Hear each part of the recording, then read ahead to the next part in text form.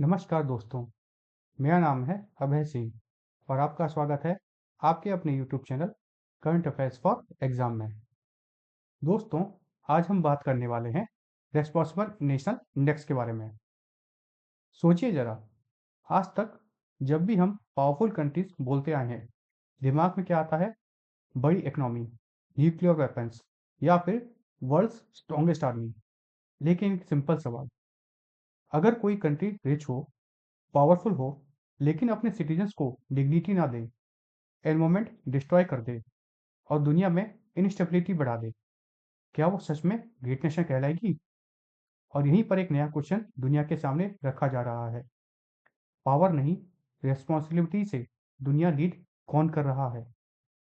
इसी सवाल का जवाब ढूंढने के लिए जनवरी में न्यू दिल्ली से एक नया ग्लोबल इंडेक्स लॉन्च होने जा रहा है। वो है responsible national index.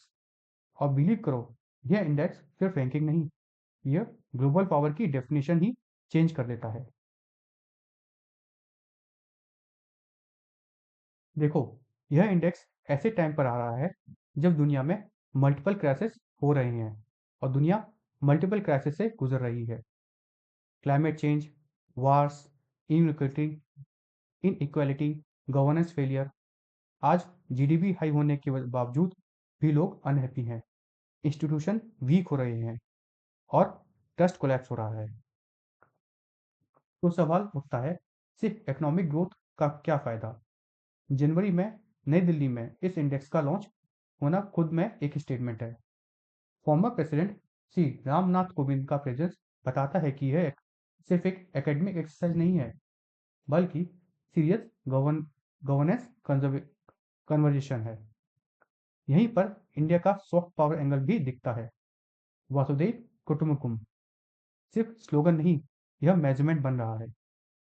Exam perspective से देखो तो यह line current affairs, ethics, governance का परफेक्ट एग्जाम्पल है। इस इंडेक्स को डेवलप किया जा रहा है वर्ल्ड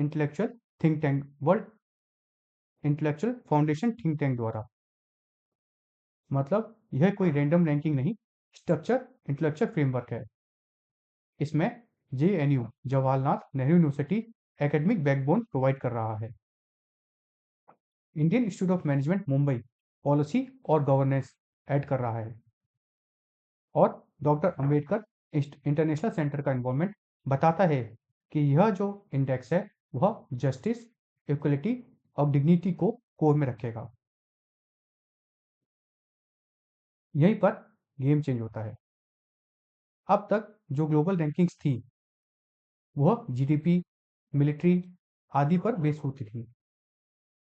सब एक तरह से कहा जाए तो पावर सेंट्रिक थी।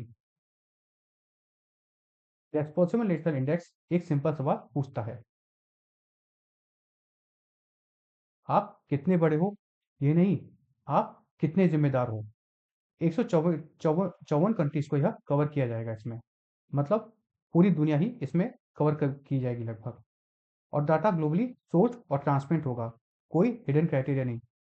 एथिकल गवर्नेंस को यह सेंटर स्टेज पर लाया जाएगा, जहाँ सिटीजन्स, नेचर और वर्ल्ड तीनों मैटर करते हैं। फिल्म से यहाँ पर आपके लिए एक अच्छा क्वेश्चन आ सकता है, रेस्पॉन्सिबिलिटी बेस्ड इंडेक्स कौन सा है? पहला पिलर इसका क्या है? इसके कई पिलर हैं जिसमें से 3 मेन पिलर हैं। इसका पहला पिलर है इंटरनल रिस्पॉन्सिबिलिटी, अर्थात मतलब कंट्रीज अपने लोगों के साथ कैसा बिहेव करती है। डिग्निटी, जस्टिस, सोशल इक्वलिटी, यह सिर्फ वर्ड्स नहीं, इंडिकेटर हैं। गवर्नेंस इक्वलिटी, इनकल्सन, फेयरनेस सब मेजर होता है। सोचो जरा, अगर डेवलपमेंट हो रहा है लेकिन इनइक्वलिटी बढ़ रही है तो इंडेक्स में स्कोर डाउन किया जाएगा। इससे इस इंडेक्स की क्रेडिबिलिटी बढ़ती है। अब एनवायरमेंटल रिस्पॉन्सिबिलिटी की बात करते हैं।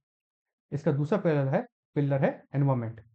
और ऑनेस्टली ये आज का टाइम का सबसे सेंसिटिव इशू है। Climate change, carbon responsibility, natural resource stewardship, यह कहना ये एसेस किया जाना बहुत ज़रूरी हो गया है। मतलब अगर कोई कंट्री पॉल्यूट करे फिर भी लीडरशिप क्लेम करे तो यह इंडेक्स उसको एक्सपोज करेगा। और यहीं पर सस्टेनेबल डेवलपमेंट का रियल मतलब समझ में आता है। तीसरा और बहुत इंपॉर्टेंट पिलर है एक्सटर्नल रिस्पॉन्सिबिलिटी। इसका मतलब कंट्रीज ग्लोबल पीस में क्या कंट्रीब्यूट कर रही हैं, वास बढ़ा रही हैं या स्टेबिलिटी, मल्टीलेटरल इंस्टीट्यूशन के साथ कोऑपरेशन कैसा है, ग्लोबल गवर्नेंस में पार्टिसिपेशन कैसा है। इस इंडेक्स में सब कुछ काउंट किया जाएगा, सिर्फ अपना इंटरेस्ट नहीं, ग्लोबल इंटरेस्ट का क्या ख्याल है। यही रिस्पॉन्सिबल पावर की पहचान होती है। इंटरनेशनल रिलेशन से कहा जाए तो यह डायमेंशन बहुत ज़रूरी है। इस इंडेक्स का कोर विजन है ग्लोबल डिस्कोर्स को शिफ्ट करना, इकोनॉमी से एथिक्स की ओर। आज जब सब अपना फ़ायदा देख रहे हैं तो हमें एथिकल भी होना ज़रूरी हो गया है। ह्यूमन सेंट्रिक लीडरशिप को बढ़ाना, वैल्यू बेस्ड गवर्नेंस को बढ़ावा देना, यह सब एब्स्ट्रैक्ट लगता है लेकिन अब ये सब मेजरेबल करके उसको बढ़ाना ज़रूरी हो गया है। और ये इंडेक्स कंट्रीज़ को रैंक करके उनको बताएगा कि वो किस पोजीशन में है, ताकि वो रिस्पॉन्सिबल फील होना शुरू हो और अपने को उस पोजीशन से आगे बढ़ाने के लिए अपने ह्यूमन एथिक्स में सुधार करें। पॉलिसी मेकर को क्लियर मिरर मिलता है इस इंडेक्स से, हम कहाँ गलत जा रहे हैं। रिफॉर्म्स के लिए प्रेशर क्रिएट होता है क्योंकि रैंकिंग सिर्फ नंबर्स नहीं, रेपुटेशन भी बनाती है। इंटेंशनल अकाउंटेबिलिटी भी बढ़ती है और सस्टेनेबल डेवलपमेंट और कॉपरेशन को बूस्ट मिलता है। क्रॉस कंट्री बेंचमार्किंग क्रेडिबल हो जाती है। एग्जाम पर्सपेक्टिव से बात करें तो responsible nation index governance quality को मेजर करता है। यह 154 कंट्रीज को ग्लोबली कवर करेगा। इसके 3 पिलर्स होंगे, इंटरनल, एनवायरमेंटल और एक्सटर्नल रिस्पॉन्सिबिलिटी। इसे डेवलप किया गया है वर्ल्ड इंटेलेक्चुअल फाउंडेशन द्वारा।